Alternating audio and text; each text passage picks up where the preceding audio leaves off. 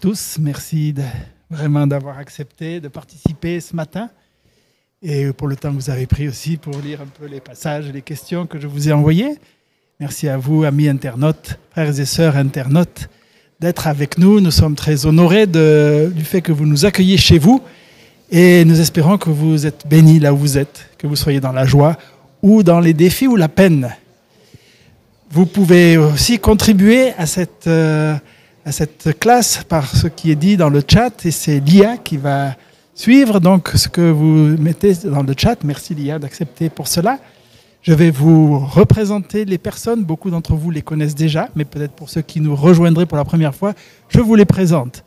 Alors je vais commencer avec la seule dame que nous avons. Nous sommes très heureux que tu sois avec nous, Lia, qui est étudiante en deuxième année de théologie, qui a d'autres corps d'ascendant, je ne vais pas toutes les dire, mais qui est aussi une des responsables de l'école du sabbat ici à Collonges. À ses côtés, nous avons donc Jouned, qui est pasteur stagiaire. Merci Jouned d'avoir accepté à la dernière minute d'être là et pour tout ce que tu vas nous apporter. À mes côtés, nous avons Ralph, qui est retraité actif, qui vient de quelques semaines de ressourcement, donc il sera en pleine forme ce matin. On est très heureux que tu sois avec nous de nouveau. Merci. Et nous avons donc Eurico qui est pasteur, professeur, doyen. Merci beaucoup d'être avec nous ce matin. Vous avez vu donc ce beau titre pour clôturer ce trimestre, l'amour et l'accomplissement de la loi. C'est un des versets de la Bible. Et nous allons donc nous arrêter sur ces deux mots, amour et loi.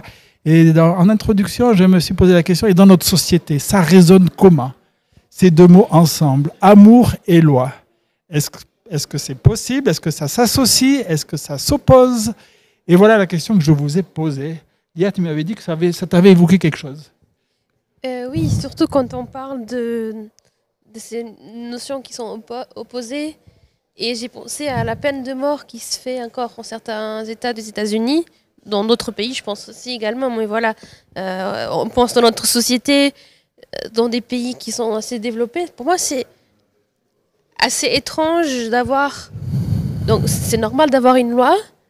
Et c'est sûr, il y a les conséquences des actions que nous faisons.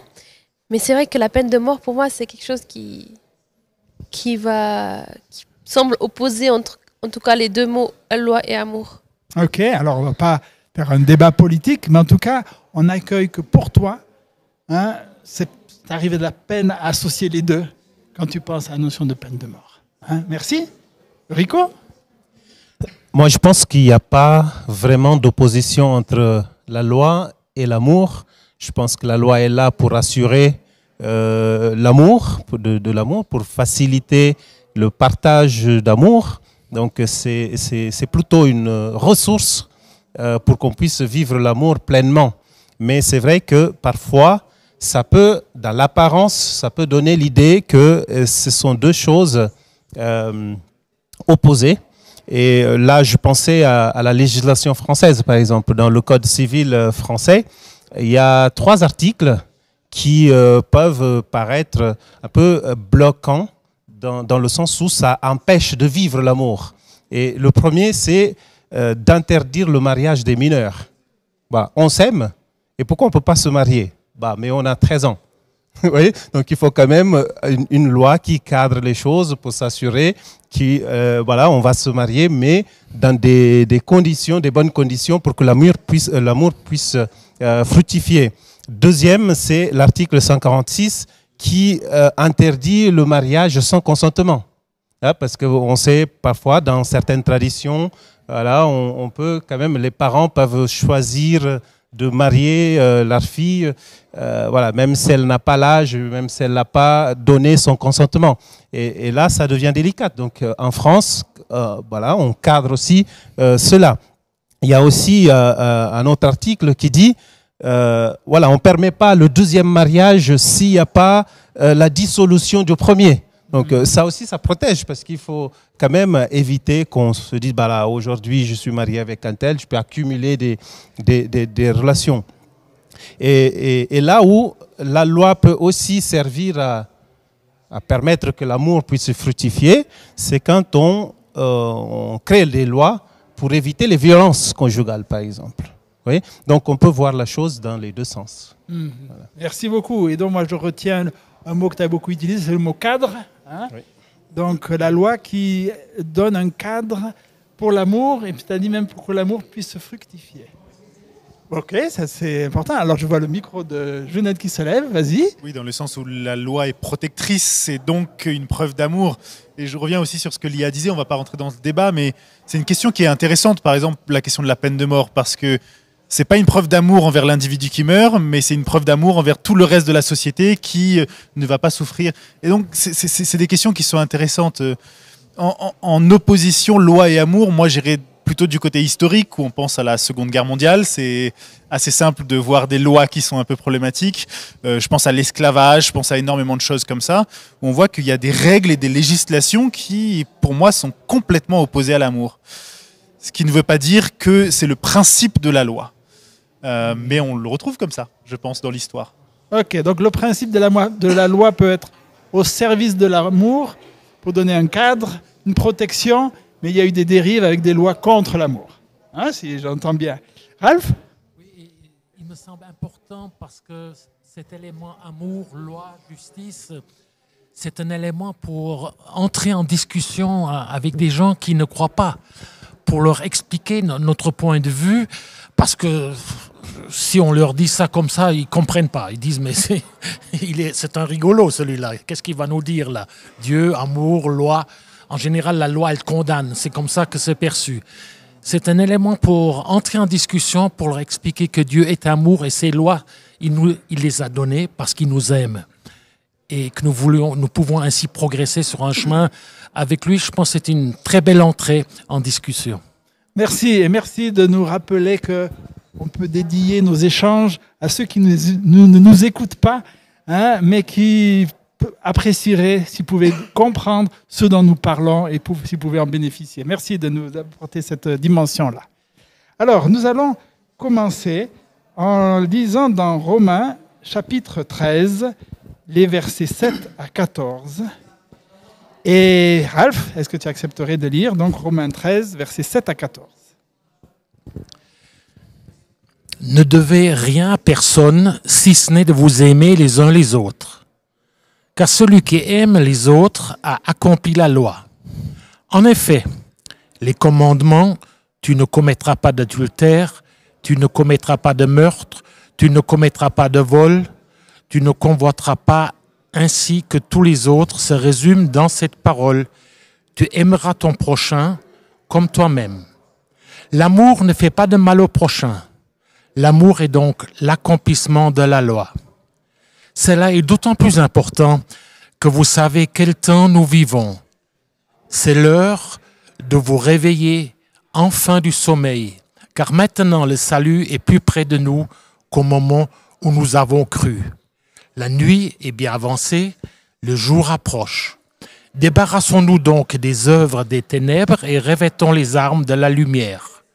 Conduisons-nous honnêtement, comme en plein jour, sans orgie ni ivrognerie, sans immoralité ni débauche, sans dispute ni jalousie.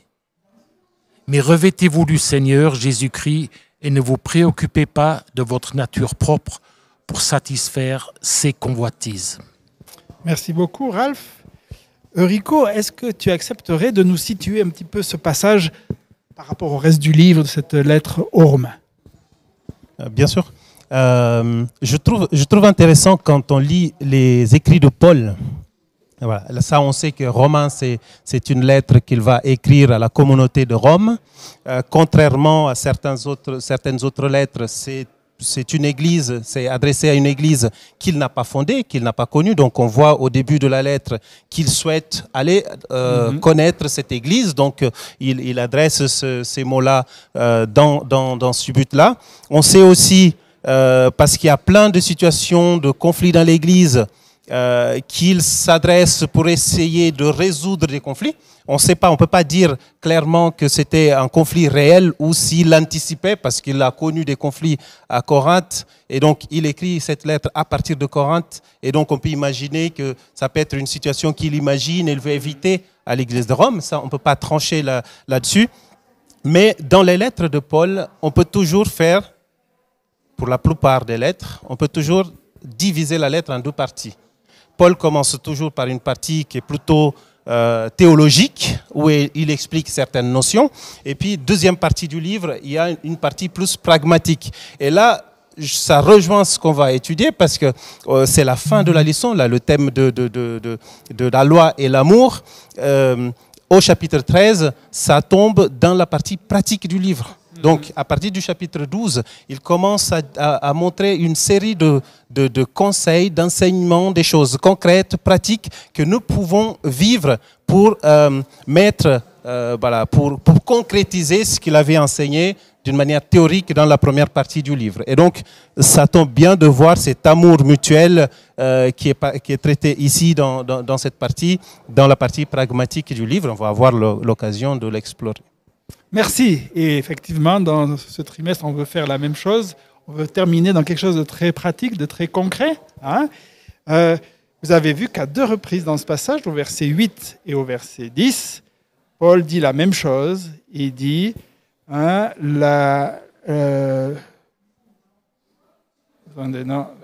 l'amour et l'accomplissement de la loi.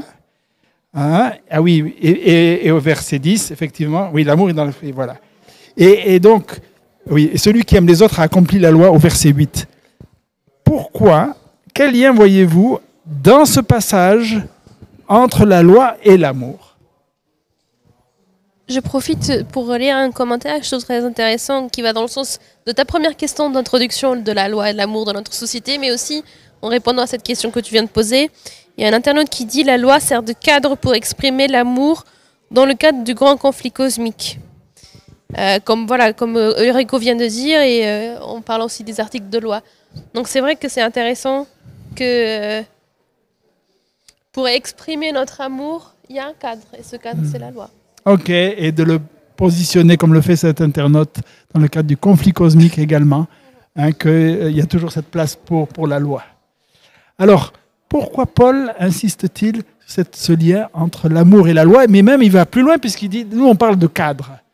Mais lui, il va plus loin, il dit un accomplissement de la loi. Qu'est-ce que ça veut dire, ce terme? Un accomplissement de la loi. Junaid.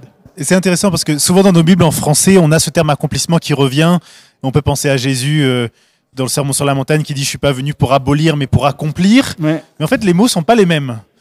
Quand Jésus parle d'accomplir, il parle d'amener la loi à une forme de complétude. Ici, ce n'est pas le terme qui est utilisé en grec. Le terme qui est utilisé, c'est le terme pour remplir. Vraiment pour remplir quelque chose, comme remplir un récipient. Et donc, l'amour et l'accomplissement de la loi, ce qu'il est en train de dire, c'est que l'amour, c'est ce qui remplit la loi. Donc, il n'y a pas de notion de fin ou de terminaison ou quelque chose comme ça, mais une notion de sens. De dire que la loi en elle-même, si tu la prends comme ça, c'est un récipient qui est vide. Et il faut le remplir avec de l'amour. Parce que cet amour, ça transcende la loi. Ok, donc ça remplit et ça donne du sens. D'autres façons de comprendre l'amour, l'accomplissement de la loi? Pour moi, c'est la plénitude. Oui, ça fait le verre plein finalement. Sans cet amour, il n'y a rien de parfait qui sort. Voilà. Il n'y a rien de bien qui se fait. Le verset 10, il dit en plus de ça, tu risques pas de faire du mal quand il y a de l'amour. Donc, je trouve cette plénitude de l'action de l'amour, c'est admirable. C'est touchant les termes que tu utilises. Hein, on voit que ça vient de ton cœur. Et donc, finalement, c'est que l'amour qui peut rendre la loi une forme de perfection, hein, de plénitude. Pour toi? Je pense que quand on lit Paul, quand on parle de loi, il ne faut pas le comprendre dans le sens juridique seulement. Je pense que loi dans les écrits de Paul, c'est plus large. On peut parler de loi pour parler du Pentateuque, on peut parler de loi pour parler d'un précepte, mais on peut parler de loi pour parler des instructions d'une manière générale. Et là, en l'occurrence, il mentionne les paroles de Dieu. Donc, il faut le prendre plutôt dans le sens d'instruction et plutôt que le prendre dans le sens juridique du terme. En fait, dans la Bible, je fais souvent la distinction entre beaucoup de choses en fait, que nous avons à l'Église. Je fais une distinction claire entre règles, commandements et principes. Et donc, ces choses-là vont ensemble, mais parfois on a du mal à les séparer. Vous voyez donc, la loi, si on voit qui est la loi, seulement la loi, ça peut ressembler à une interdiction.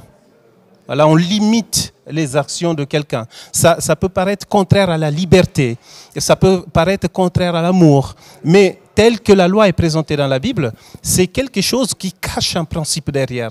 Et donc je pense que l'amour est le principe que se cache derrière les instructions, et là je remplace le mot loi par instruction de Dieu. Donc derrière chaque instruction de Dieu, il y a un principe universel, fondamental, que se cache derrière. Voilà. Ok, et donc tu utilises des termes qui par eux-mêmes portent. Tu partais de règles, ensuite tu vas vers les instructions, et ensuite tu dis derrière il y a un principe. Hein, Ralph? Faut pas oublier que l'apôtre Paul a dans sa vie connu l'amour de Dieu. Rappelons-nous au chemin de Damas, sa vie avant, sa vie après. Il sait de quoi il parle. C'est pas uniquement le grand théologien, cet homme qui est érudit, etc. Il a senti dans sa vie l'amour de Dieu, le pardon de Dieu, dépasser les lois dans ce sens-là, parce que l'amour est plus fort. Et il a transmis ça dans ses différentes lettres. Et je trouve que c'est, quand on peut parler de cela, de quelque chose qui, dans la vie, a changé quelqu'un, ben, ça me montre qu'il y a de la place pour moi, pour changer, pour aller de l'avant aussi. Merci. Donc Paul, persécuteur, qui s'est senti accepté et aimé, et qui peut ensuite parler de cet amour pour Dieu. Oui, vas-y. Il y a un internaute qui dit quand on aime Dieu, la loi n'est plus une contrainte. Et c'est vrai que parfois on associe la loi à quelque chose de négatif. On ne doit pas faire ça, on ne doit pas faire ci, on ne doit pas faire ça. Et c'est que quand on comprend l'amour de Dieu pour nous et quand on aime Dieu, comme il dit, la loi n'est plus cette contrainte de ne pas faire. Ok, merci beaucoup. Au-delà d'une contrainte, bien entendu. Oui, merci. Parce que je pense que c'est un point qui est important, parce que je pense que c'est justement ce que Paul est en train de souligner là, de nous questionner sur nos motivations, la motivation de notre observation de la loi et de la manière dont on vit. Est-ce que votre motivation, c'est la contrainte parce que vous devez obéir à la loi? Et dans ce cas-là, votre motivation est foncièrement négative, elle est basée sur un concept négatif. Ou alors, votre motivation, c'est l'amour. Et là, votre motivation est foncièrement quelque chose de proactif et de positif. Et je pense que c'est ça que Paul veut dire. Et de dire, mais en fait, si votre motivation devient positive et de l'amour, bah, la loi devient presque inutile parce que vous accomplissez la loi. Et vous accomplissez même plus que la loi. Parce que le sens est là. Et je pense que c'est justement cet argument qu'il parle, même quand il parle dans le contexte, il parle des impôts, etc. Il dit, mais en fait, vous êtes contraint de payer des impôts. Mais regardez les choses différemment. Aimez vos leaders et considérez qu'ils sont là à dessein, et puis vous allez payer vos impôts avec plaisir. Et donc, c'est vraiment cette idée de votre motivation pour l'obéissance, elle est basée sur quoi? Oui. Si tu me permets encore, il y a une espèce de sandwich ici dans des versets, à partir du verset 8 au 10. Hein. Je ne sais pas comment c'est découpé dans d'autres Bibles, mais là, ça commence au verset 8. La conclusion du verset 8, c'est celui qui aime accomplit la loi, qui aime l'autre accomplit la loi. Et à la fin du verset 10, l'amour est donc l'accomplissement de la loi. Donc j'apprécie beaucoup le mot « donc » pour faire la conclusion. Donc on ouvre au départ avec cette notion, on va conclure aussi avec cette notion. Et en fait, c'est ce qui est au milieu qui explique en fait le sens de ce qui a été dit. Et ce qui est au milieu, c'est la citation de certains commandements qui ont un lien avec la relation entre les êtres humains. Et puis c'est en fait un mode de vie qui est présenté ici. Et parce qu'il termine par dire, celui qui aime, tu aimes ton prochain. Là, il dit, l'amour ne fait pas de mal au prochain. Donc, il est en train de dire, si vous aimez, il y a une manière de vivre qui représente cet amour-là. Et si vous ne vivez pas selon ces règles de vie, c'est presque parce que l'amour n'existe pas. Voilà. Je pense que c'est plutôt un mode de vie qui est présenté ici, plutôt que le voir comme des lois, des règles spécifiques.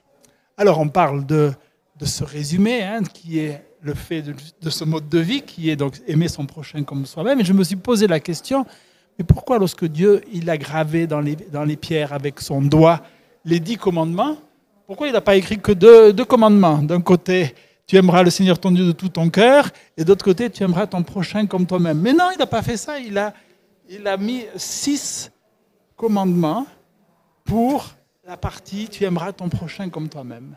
Pourquoi? Lia, pourquoi cela? Je trouve très intéressant déjà cette répartition des commandements.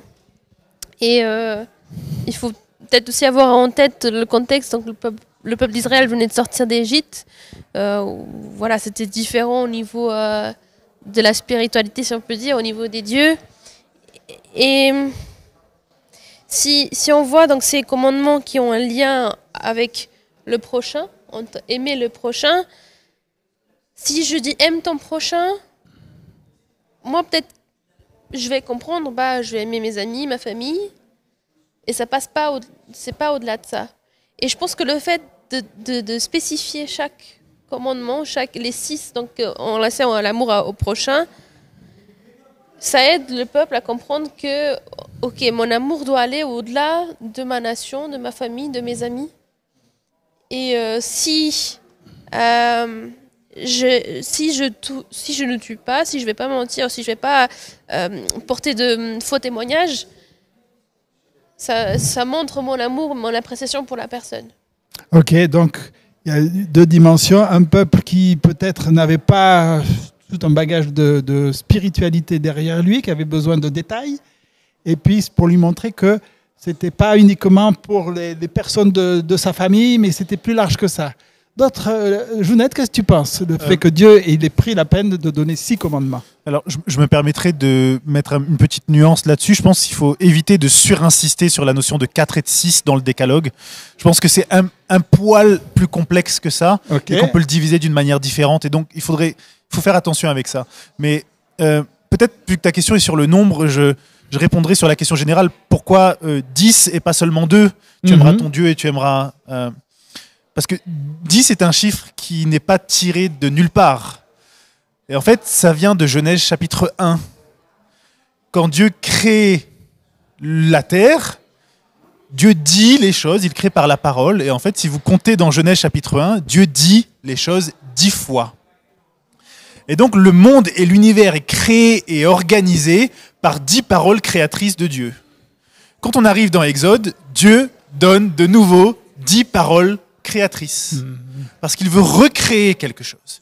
Il veut recréer une humanité, il veut recréer une société. Et ce sont 10 paroles qui sont censées être créatrices de vie. Et donc, si tu parles des 6 qui concernent ton prochain, c'est ça. Dieu donne 10 paroles qui sont censées nous permettre 6 paroles qui sont censées nous permettre de vivre en société et de vivre les choses pleinement. Et ce côté créateur, et je pense rejoint Paul dans dire mais c'est pas quelque chose qui est limitant, c'est pas quelque chose qui est contraignant, c'est quelque chose qui est libérant et qui est créateur. Libérateur et créateur.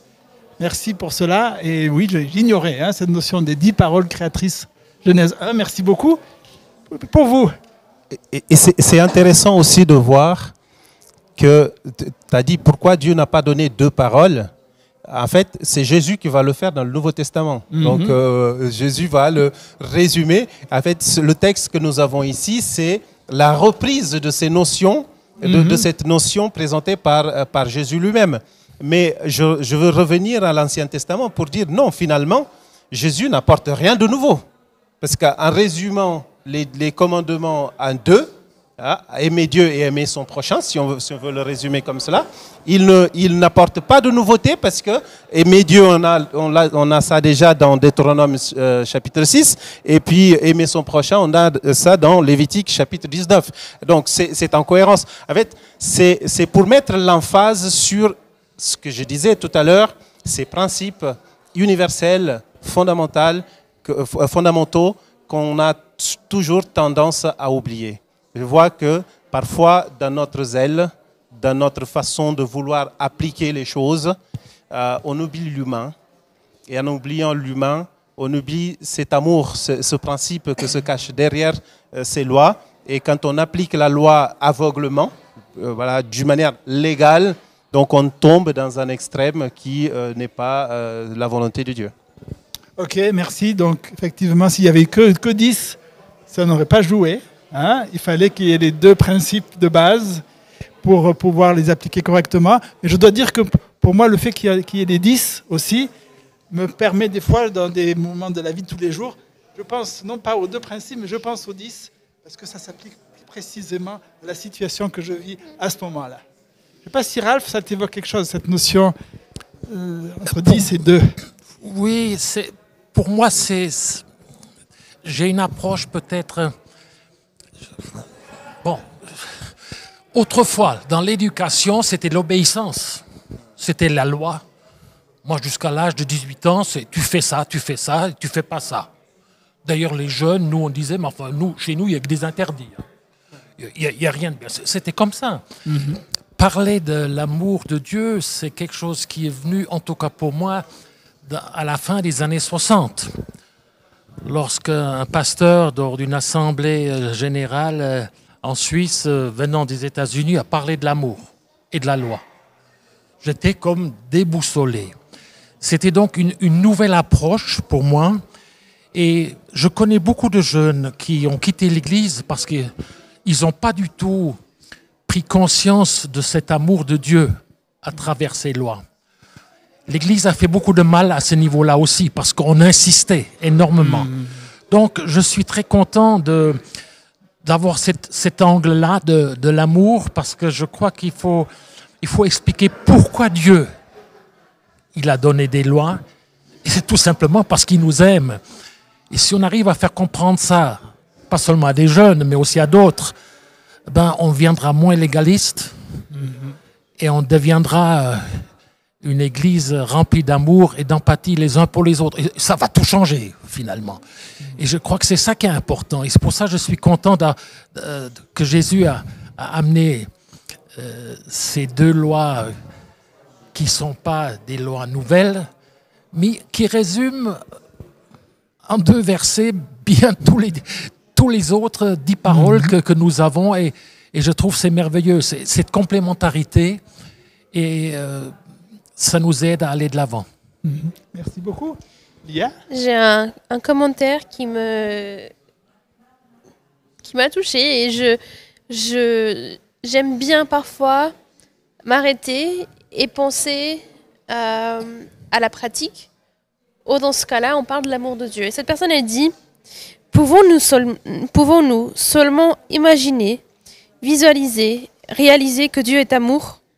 Chaque jour, il nous donne son souffle d'amour chaque jour.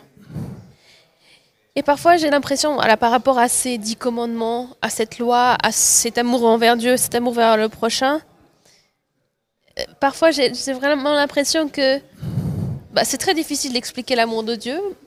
Nous essayons de le comprendre, mais parfois, on a besoin de prendre un temps, de réaliser dans notre vie que Dieu nous aime. Et je profite de poser une question. Quelle est la conséquence de cette réalisation que nous avons de l'amour de Dieu pour nous ? Ok, à quoi ça nous amène de comprendre, de réaliser que Dieu nous aime ? Et ça a réveillé quelque chose chez Jouned immédiatement. Ma réponse sera dans la seconde partie, mais en fait, c'est en rapport avec ce qu'on est en train de dire là, je trouve. Ce matin, j'étais vraiment de mauvaise humeur. Je suis arrivé. Ça se voit pas. J'ai vu Ralph, je l'ai insulté. J'ai giflé Eurico. J'ai bousculé Lia. Et je me présente devant vous juste parce que j'ai respecté le décalogue. Le décalogue ne m'interdit pas d'insulter, de gifler, de bousculer. Et on se rend compte que les 10 paroles sont extrêmement limitées si on les prend dans ce sens-là. Parce qu'ils ont un but assez large, mais nous, on a tendance à le prendre comme 10 interdictions, etc. Mais en fait, c'est quelque chose qui est extrêmement limité. Et c'est la question de Lia. À quoi nous emmène de comprendre et de vivre l'amour de Dieu ? Bien plus que ça. Et à le transmettre. Et à vivre dans cet amour. C'est pas seulement « je veux respecter le décalogue, alors je vis comme ça », mais je respecte cet amour. Et ce matin, j'ai fait un petit compliment à Ralph parce que je le trouve très beau aujourd'hui et j'ai salué, mais parce que c'est l'amour qui te pousse à faire ce genre de choses. Et je pense réaliser l'amour de Dieu alors qu'on est des êtres imparfaits nous permet de retransmettre cet amour à des gens aussi imparfaits autour de nous. Merci. Moi, je pense que l'amour va mobiliser l'être tout entier pour rentrer dans une relation. Et puis, l'obéissance va venir dans un deuxième temps, si vous voulez, parce que je suis sensible à cet amour, je rentre dans cette relation et comme conséquence, je me retrouve dans une situation d'obéissance et je vois cette obéissance-là plutôt comme voilà, une entente, voilà, quelqu'un qui va, voilà, deux chemins qui vont aller de pair. Voilà, on va marcher ensemble parce que voilà, tu m'aimes et j'ai envie de te répondre à ça. Et ça, je pense qu'on le fait de manière naturelle. On n'y pense même pas. Ouais, moi, je ne me retrouve pas devant mon miroir à réfléchir, je vais à l'église le samedi matin, il faut que je garde le sabbat, il faut que je ne mente pas, il faut que je ne tue pas. Ça, ce n'est pas des réflexions qui m'occupent tous les jours. Je le fais, c'est naturellement parce que je suis dans une relation avec Dieu et donc l'obéissance vient. C'est là où je pense que la loi et l'amour, ça va ensemble et ça va ensemble, mais pas d'une manière forcée, ça va ensemble de manière naturelle. Voilà, c'est comme l'obéissance, c'est la réponse à cet amour de Dieu qui me touche. Merci. Donc pour répondre à la question de Lia, tu nous dis que finalement de mieux comprendre l'amour de Dieu, ça te fait naturellement suivre la loi. Hein? Une dernière intervention sur ce passage et ensuite nous allons changer de passage. Et je pense encore que cette démarche d'amour, d'abord, ça va dans cet esprit de quelque chose de positif. Je commence à aimer, c'est positif. Journée a dit, faire un compliment, c'est positif. Donc je commence par du positif pour aborder peut-être, si je rentre dans la loi, quelque chose qui est souvent vu comme quelque chose de négatif. Donc, ça me prédispose à avoir une approche positive, bonne, pour aborder quelque chose qui est peut-être un peu plus ardu ou un peu plus difficile. Et ça, dans la vie de tous les jours, hein, il y a des gens qui sont plus pessimistes que d'autres optimistes. Mais je pense que cette démarche, elle va vraiment dans ce sens de positif. Comment, si je dis, aujourd'hui, il y a encore du brouillard, ma journée commence mal. Ah, il y a un peu de soleil. Et cet amour, c'est un peu le soleil du matin qui peut se prolonger dans toute la journée. Ok, donc l'amour va mettre de la positivité dans la vie. Hein, et le texte dit bien, l'amour ne fait pas de mal au prochain. Alors je vous invite à passer à un deuxième texte. Ça sera dans la lettre de Jacques. La lettre de Jacques. Et on va lire du verset 1, chapitre 1, verset 26, à chapitre 2, verset 13. Lia, tu veux bien nous lire cela ? Si quelqu'un se considère comme un homme religieux, alors qu'il ne tient pas sa langue en bride, mais qui se trompe lui-même, sa religion est futile. La religion pure et sans souillure devant celui qui est Dieu et Père consiste à prendre soin des orphelins et des veuves dans leur détresse et à se garder de toute tâche du monde. Mes frères, ne mêlez pas de partialité à la foi de notre Seigneur glorieux Jésus-Christ. Supposons en effet qu'il entre dans votre assemblée un homme avec un anneau d'or et des habits resplendissants, et qu'il y entre aussi un pauvre avec des habits sales. Si plein d'attention pour celui qui porte des habits resplendissants, vous lui dites « Toi, assis-toi ici à cette place d'honneur », tandis que vous dites au pauvre « Toi, tiens-toi debout là-bas », ou bien « Assis-toi au bas de mon marchepied ». Ne faites-vous pas vous-même en discrimination et n'êtes-vous pas des juges au raisonnement mauvais ? On va peut-être déjà s'arrêter là. Hein, merci Lia. Jouned, est-ce que tu accepterais de nous présenter un peu ce passage dans le cadre de la lettre de Jacques ? Oui, bien sûr. l'épître de Jacques, elle est assez particulière parce que c'est une des épîtres qui a été écrite très tôt au 1er siècle.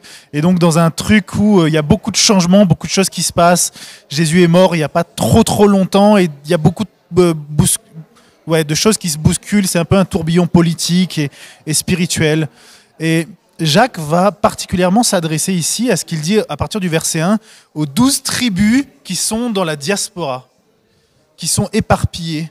Et donc, c'est super important de considérer quand on lit ces textes-là que Jacques est en train de parler potentiellement à des judéo-chrétiens et des gens qui sont juifs d'ethnicité ou de croyance ou des sympathisants qui connaissent très bien l'Ancien Testament, qui connaissent très bien la loi, qui connaissent très bien tout ça, et il va s'adresser à eux comme ça.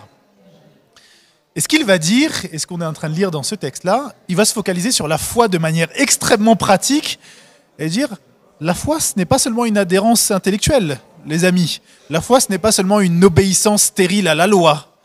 La foi, c'est quelque chose qui découle de l'amour et qui va se traduire dans les actions. Et Jacques, contrairement à Paul, parce que Paul va aussi parler de la foi, comme disait Eurico dans Romains, il a une partie théorique et une partie pratique. Jacques, il est pratique du début jusqu'à la fin. Ce qui m'intéresse, c'est ce que vous allez faire. Et je pense que c'est une réponse à la question de Lia tout à l'heure. Comment est-ce que tu réponds à l'amour de Dieu, à la bonne nouvelle? Jacques va te dire comment est-ce que tu dois répondre à ça. Et comment tu ne dois pas répondre à ça, surtout. Merci pour cette excellente mise en contexte. Et effectivement, après ce que nous avons vu dans Romains, là, nous sommes dans du dur, dans du concret. Et il y a 3 situations qui nous ont été données. D'abord, Jacques 1, 26, puisqu'on parle d'amour, de loi, si quelqu'un pense être religieux, vous voulez savoir ce que ça veut dire, sans tenir sa langue en bride, mais en trompant dans son cœur, la religion de cet homme est vaine. Qu'est-ce que vous voudrez dire par rapport à ce verset-là, dans le contexte de l'amour et de la loi? Est-ce que je peux... J'ai un exemple en tête, mais c'est vrai que quand je lis ce texte, j'ai l'impression de... Voilà, je sais pas, c'est dur de l'entendre. Et ça me fait penser aux pharisiens, un petit peu, qui connaissaient toute la loi, très bien d'ailleurs,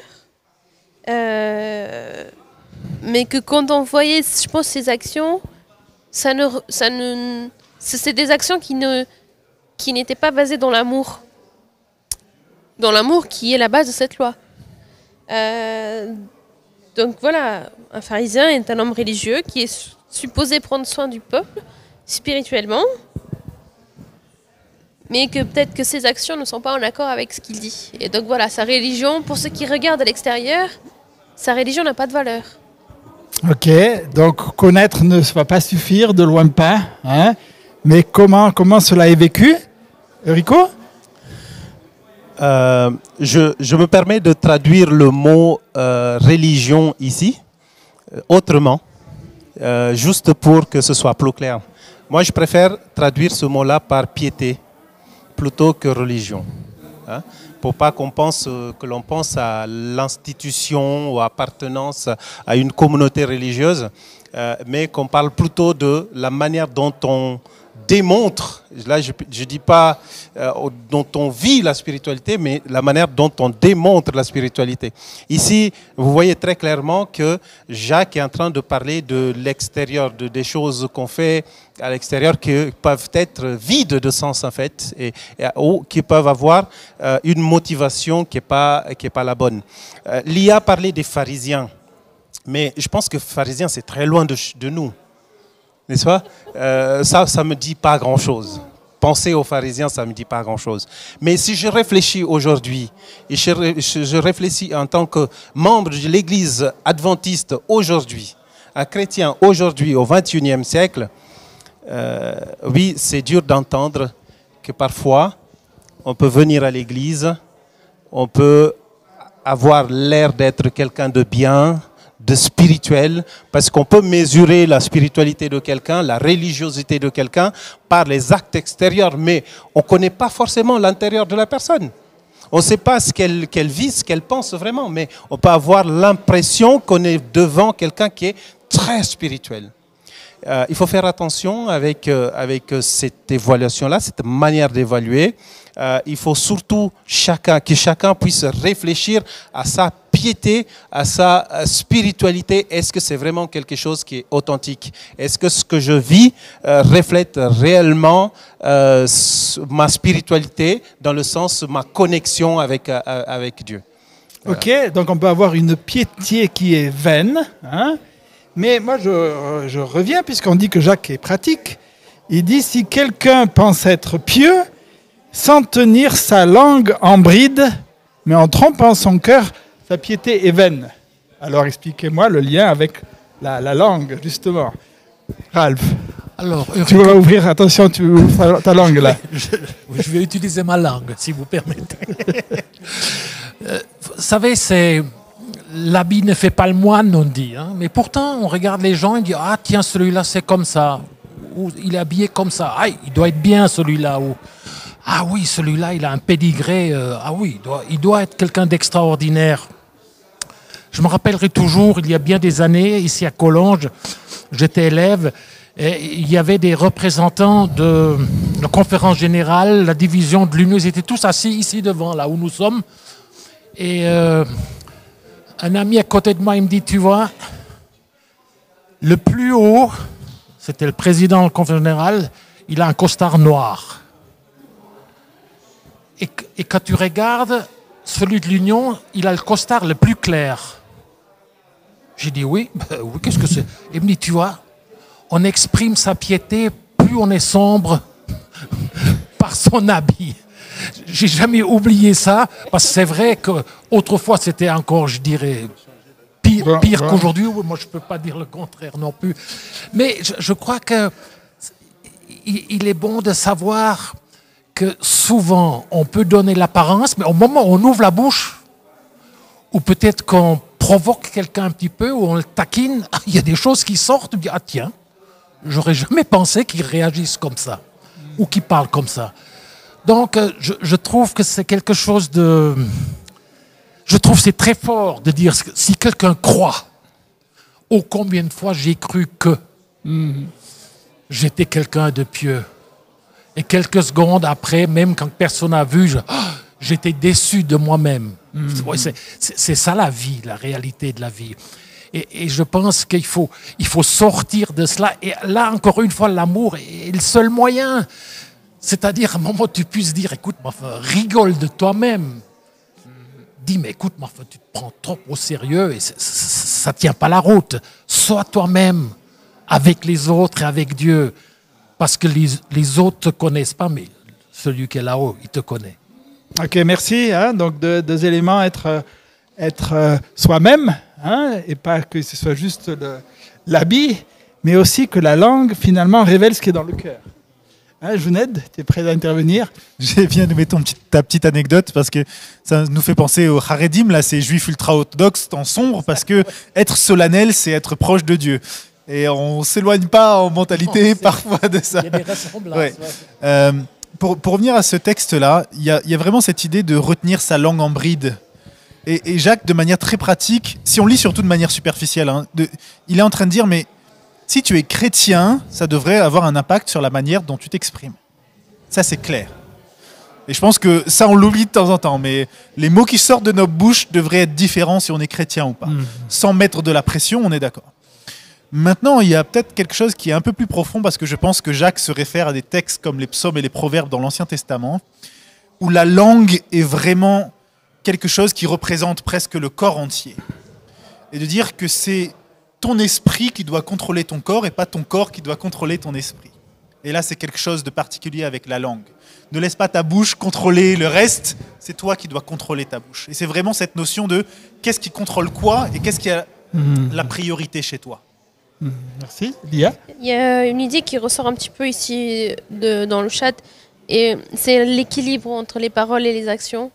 Et Ralph, tout à l'heure, vous avez parlé de votre jeunesse et de la loi. C'était des interdictions, faire ça, et ne pas faire ça, ne pas faire ça.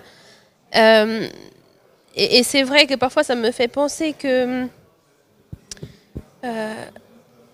peut-être même nous qui sommes là aujourd'hui, à un moment donné dans notre vie à l'église, on a été surpris ou blessés parce que nous connaissons quelqu'un, nous voyons ses actions, mais après l'Église, nous entendons ses paroles, nous voyons ses actions. Et nous voyons un paradoxe entre les deux. Et c'est vrai que je pense que Jacques ici, il fait un peu cet appel à dire, voilà, il faut avoir un équilibre entre ses paroles et ses actions. Faites attention à votre langue. Parce que peut-être plus que les actions, elle peut blesser beaucoup aussi. Merci beaucoup. Alors, oui, vas-y. Et après, on va prendre un autre exemple de Jacques. Je voulais juste dire que parfois, on dit qu'on est franc. Ça veut dire, moi, je te parle franchement. Et donc, on pense qu'on a le droit de dire tout ce que traverse notre esprit. En fait, la logique, bibliquement parlant, c'est pas que tu dises tout ce que tu penses, mais ce que tu penses, tout ce que tu dis. Donc, on est invité à réfléchir. En fait, Jacques est en train de dire, non, tu ne vas pas sortir des paroles qui vont blesser l'autre. Tu ne vas pas parler des choses qui ne sont pas édifiantes. Tu dois réfléchir à tout ce que tu dis. Et ça, c'est très important. C'est pas parce qu'on a le concept de vérité. Moi, je te dis la vérité. Mais si je pense que tu es nul, je n'ai pas le droit de le dire. Pourquoi je n'ai pas le droit de le dire? Ça va t'offenser. Et donc, il faut quand même qu'on garde un peu cet ustensile qu'on a dans la bouche. C'est cette petite langue. Merci. J'aurais voulu que l'on s'arrête encore, puis après on va terminer là-dessus, sur cette anecdote. On pourrait dire que Jacques donne du pauvre et du riche qui rentre dans l'église de Collonges et notre attitude face à ce pauvre et à ce riche. Qu'est-ce que ça a évoqué chez vous? L'attitude d'un diacre, on pourrait dire, ou de quelqu'un là où on s'assoit face à ce pauvre et à ce riche, aujourd'hui. J'ai déjà posé cette question aussi. Et je pense que si on va dans nos jours aujourd'hui, on pourrait...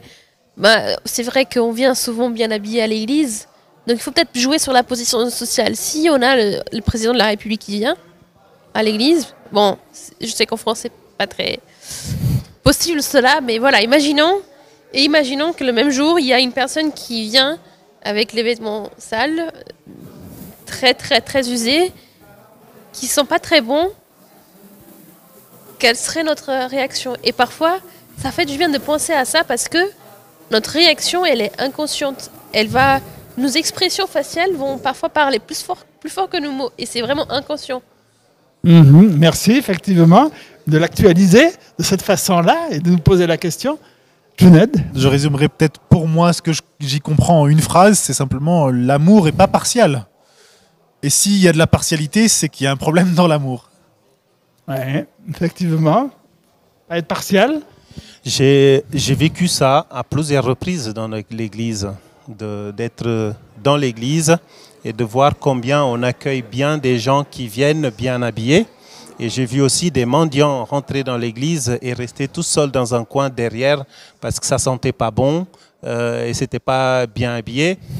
Mais je voulais pas rester non plus dans cet aspect négatif. Je pense qu'aujourd'hui, l'église est un peu plus ouverte, les gens sont beaucoup plus sensibles et les gens accueillent vraiment. Et j'ai vécu ça récemment dans une église où ça fait des années qu'un mendiant fréquente cette église et cette personne est toujours bien accueillie. C'est comme si elle était membre de cette communauté et on voit vraiment qu'on se soucie de lui, on respecte quand il ne veut pas parler, mais voilà, les gens sont bienveillants. Et je pense que c'est à ça que Jacques nous invite en fait, à accueillir l'autre, peu importe son apparence, à manifester de l'amour, à pratiquer la loi en faisant cet accueil qui est inspiré par l'amour.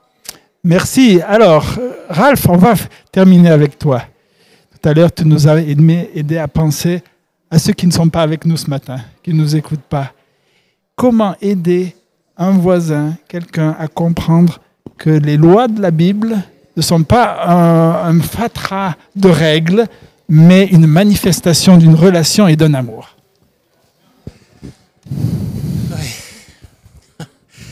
Je crois que cela peut se faire uniquement à travers ma manière d'être. Peut-être une petite anecdote, si tu permets, pour illustrer ça. J'étais il y a bien des années dans la République Saint-Dominicaine pour une évangélisation. Je ne parle pas l'espagnol, mais c'était traduit. Et à l'endroit où j'étais, il y a toujours un monsieur qui venait, qui était sourd. On le sentait. Et voilà, mais il parlait un peu le français. C'est pour ça qu'il parlait avec moi. Et je me suis posé la question, mais c'est vrai? Tout le monde dit, il est sourd, ça va.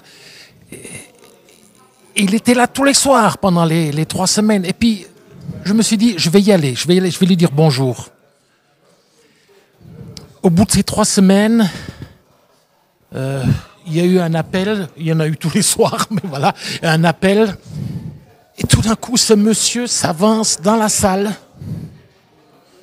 Tout le monde était effrayé à savoir ce qui va se passer. Et il m'a dit, et il ne m'a pas dit, mais c'était personnel pour moi, mais il a dit, quelqu'un est venu me saluer tous les soirs, malgré que j'avais bu et que j'étais pas toujours bien intentionné. Il y a de l'amour dans l'Église. Je veux me faire baptiser. Et je l'ai revu des années après, lors d'une conférence générale aux États-Unis. Il avait fini ses études de pasteur. Ah, merveilleux. Je me suis dit, c'est la complète. C'est vraiment Alors, c'est peut-être un exemple un peu fort, mais soyons des bons chrétiens. Montrons de l'amour aux autres. C'est le seul moyen. Et je pense que c'est l'évangélisation la plus efficace. Merci beaucoup pour tout ce que vous avez partagé les uns et les autres. Nous sommes donc au bout de notre temps de partage. Merci à vous aussi de nous avoir accompagnés pendant ce temps d'études. Vous avez sur l'écran les coordonnées de la session EDS+, ce soir à 17h sur Zoom avec l'identifiant de connexion.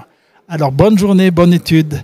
Et je vous rappelle aussi que cet après-midi à 17h, à 15h, nous avons un temps d'introduction au prochain trimestre. Ce sera le professeur Sully Payet qui nous présentera le prochain sujet du trimestre qui commence la semaine prochaine. À bientôt.